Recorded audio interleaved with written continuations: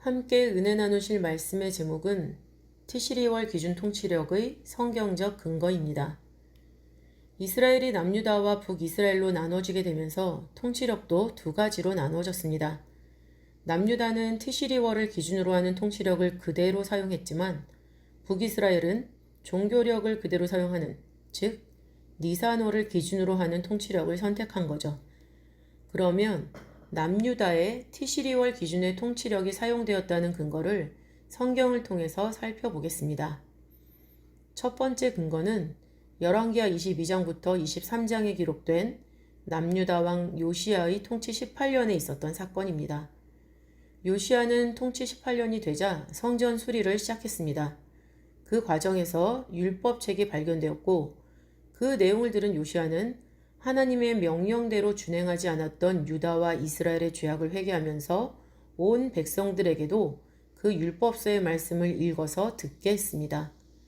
또한 온 나라의 우상과 관련한 모든 것들을 불태우고 없이 한 후에 율법에 기록된 그대로 유월절을 지켰죠.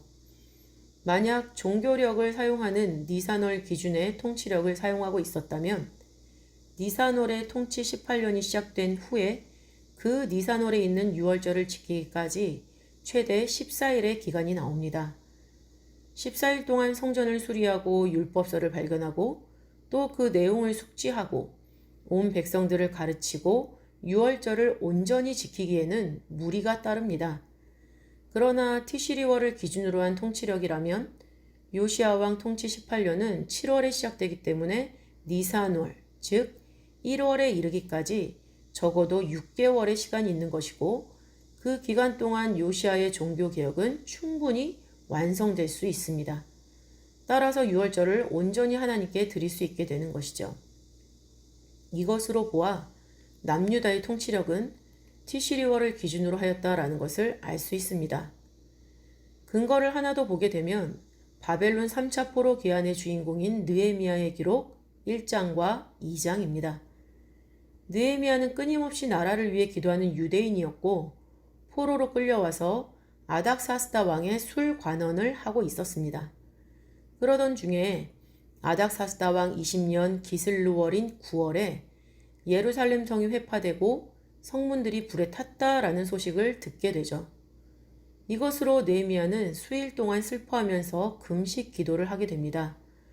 그리고 아닥사스다 왕 20년 니산월인 1월에 느헤미야가 왕에게 술을 드리게 되는데요.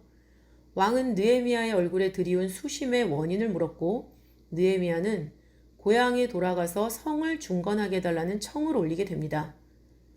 만약 니산월을 기준으로 한 통치력을 느헤미야가 기준하고 있다면 왕에게 술을 드린 니산월은 아닥사스다 왕 21년으로 넘어가게 되기 때문에 아닥사스다 왕 20년이라는 성경 기록에 위배가 되겠죠.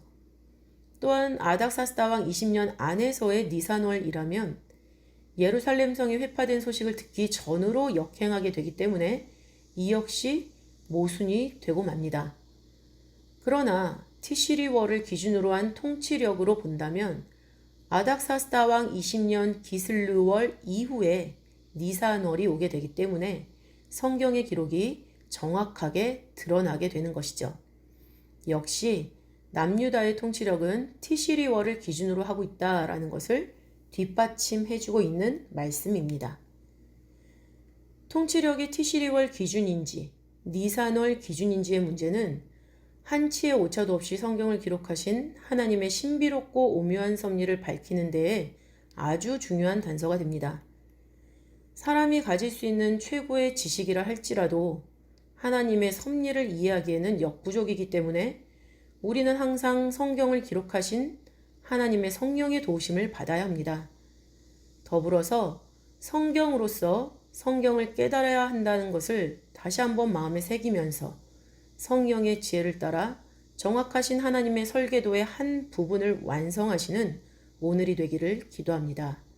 기도하겠습니다.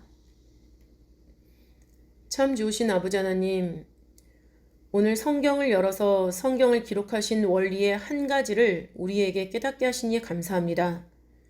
우둔하고 아둔한 우리들에게 항상 하늘의 지혜와 계시의 정신을 허락하셔서 아버지 원하시는 대로 성경을 깨닫고 또한 깨달은 만큼 아버지 원하시는 일을 완성해 나가는 말씀의 자녀가 되게 하여 주시옵소서. 사랑이 많으신 예수님 이름으로 감사 기도 올리옵나이다. 아멘.